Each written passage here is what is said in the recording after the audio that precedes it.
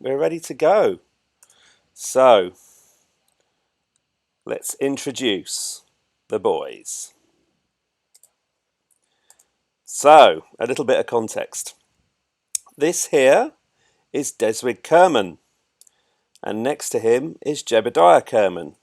And the ship that you can see behind them used to be much, much bigger. It was a lander for the planet Eve, which has about 3 times the gravity of Kerbin and 3 times the thick atmosphere. And I built it using guesswork, basically. Sent it all the way to Eve, and when it got about 60,000 meters high, it exploded violently and emphatically. But unexpectedly, the core of the ship actually survived, and it landed here, the planet Eve. Because it came in at a weird angle, the ship is actually, as we can see here, the ship is actually quite a bit south of the equator. The equator here is approximately where this crater in the middle is. Now I think you can't see my mouse pointer. Could you let me know if you can see my mouse pointer? It'd be good if you could, but I don't think you can. Anyway, so here is where the boys have been for, well, in game time, I think they've been about 80 years waiting for rescue. In the meantime, the Kerbal Space Agency has been to many places, learnt many things, and they've been a little bit neglected. Turn your light on. Oh, can he put his light on? No, okay, fine. We did send a lander to rest for the boys to take off again.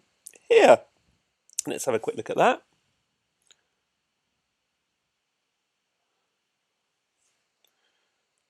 We can see the mouse pointer. That's exciting. That is not what we were looking for. Why is it? Okay, that's a bit of debris. That's not quite what I meant to show. Oh, Christ. Okay. Da, da, da, da, da, da. Bear with me. It all adds to the tension.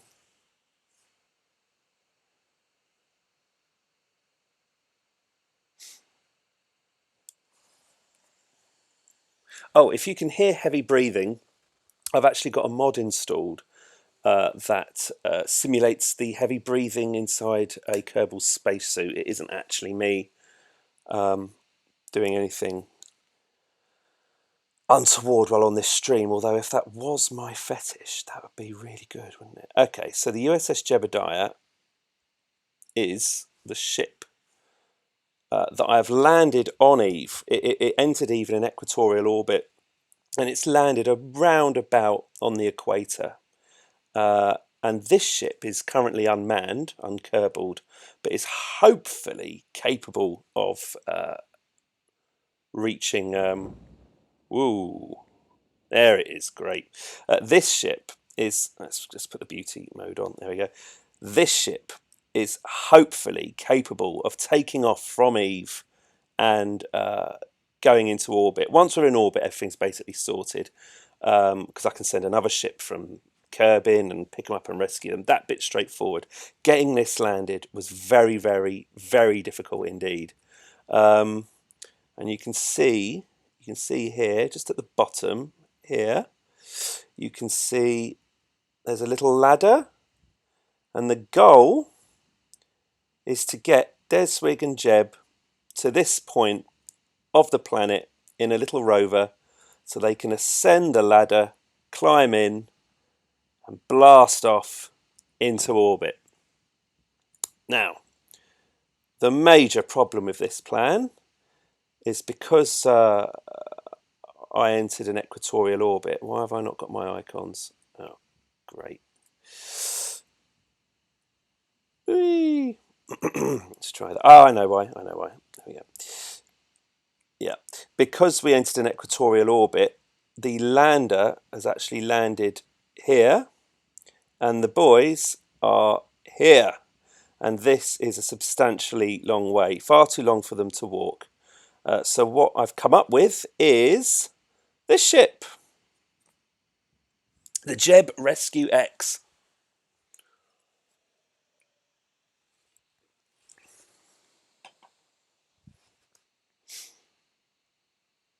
Here she is. Marvellous. There we go. What a beauty. Now, this is a buggy, primarily. If we can zoom in here. Whoop, whoop. There we go. You can just about... There's the buggy, just here. If you turn your head upside down... actually, let's turn the ship the other way up. Actually, do I want to do that? I don't really want to do that. I've changed my mind. You can see the buggy right there. Now, this buggy is equipped with parachutes.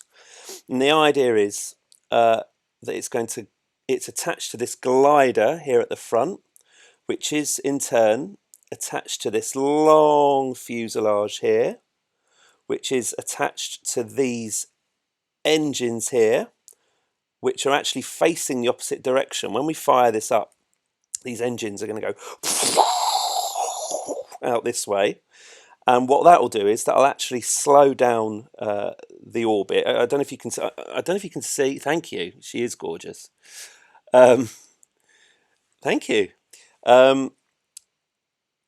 What you can see here, I'm not sure if the stream is high enough resolution, but we're actually orbiting at around about 3,100 meters per second.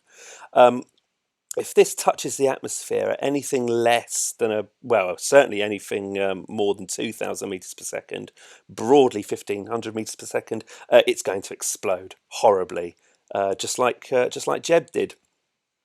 So the idea is that I'm going to fire up these engines to get this glider down to around about 900 meters per second, at which point the theory is when it's in the atmosphere, we'll be able to fly it like an aeroplane down to Jeb and Deswig and drop the rover off, and then they'll be able to Matt Damon their way off to the takeoff ship. That's not going to happen tonight because I think that's going to take about 4 hours, 5 hours of my actual life, which I'm not really looking forward to. But hey, them's the breaks.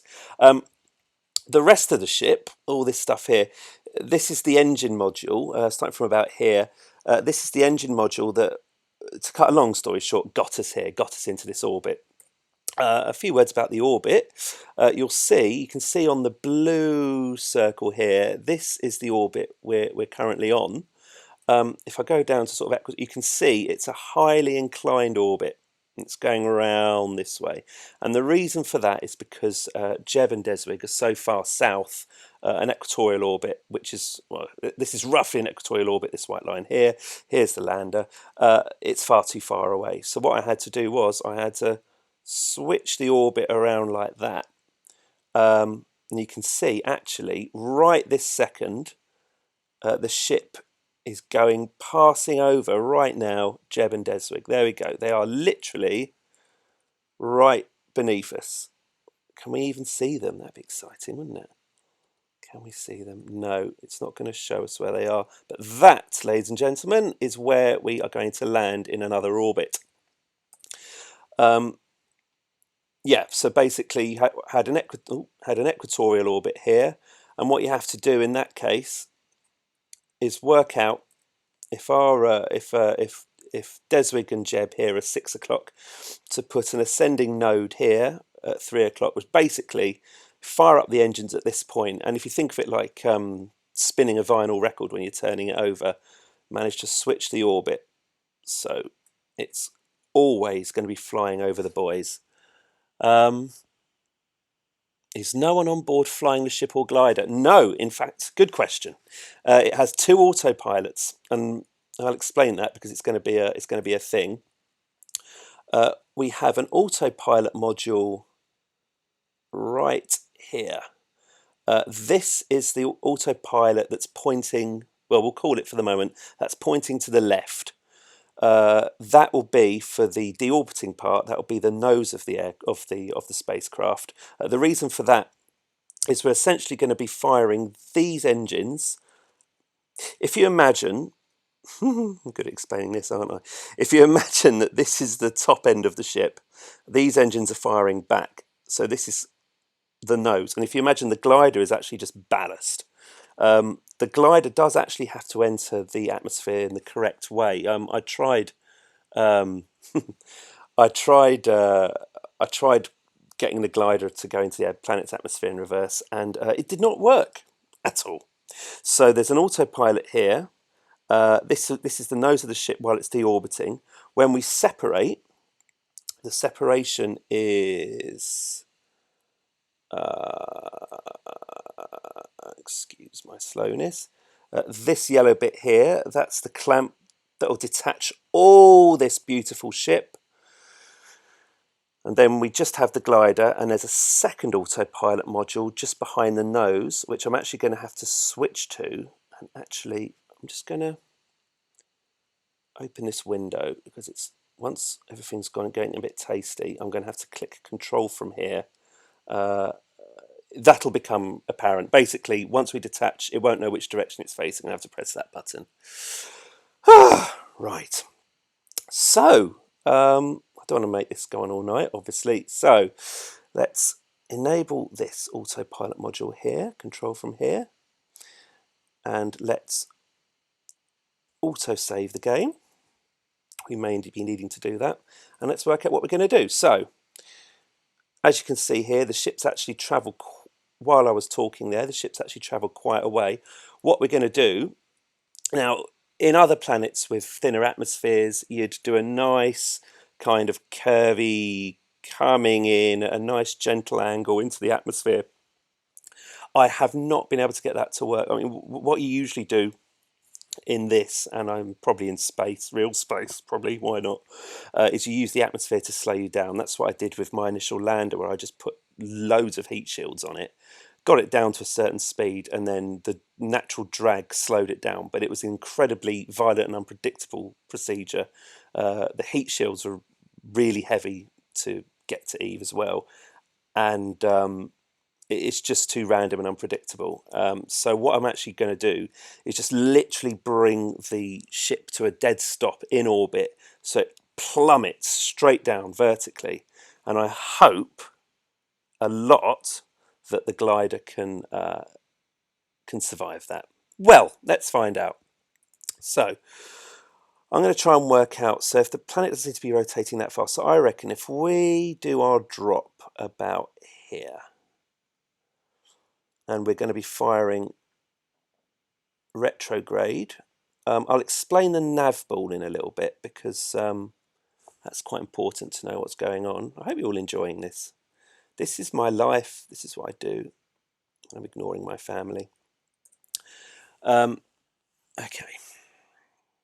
So you can see on the nav ball here, there is okay. So there's a purple, the blue thing's confusing, and I'll explain what the blue thing is in a minute. There's a purple circly thing on the nav ball here. That is our target, and our target is Cheb and Deswig. That's where we want to be headed. This green circly thing here, that's what direction we're going in. That's actually showing us that we're going in the opposite direction. That's called the retrograde. That shows we're travelling in exactly the opposite direction to that. Ultimately, what we want to be firing prograde towards the pink target. Of course, if we've actually gone past Jeb and Deswig, so that's not going to be happening until we complete another orbit. The blue thing, which you've noticed has actually moved, that's our node. I've just put a node here, this little brown thing, this little marker. What you can do here, you can calculate, you can decide where you want to go, and you can calculate a new trajectory. The trajectory we're going to be flying is pretty simple. We're just going to be firing the retro thrusters. We're travelling at 3,200 meters per second. We're just going to be travelling in the opposite direction to the way we're travelling, and try and bring that speed down as low as we can. Okay, this is very exciting. So what I'm going to do is I'm going to detach our beautiful and long-serving engine module. We don't need it anymore, and it's just ballast.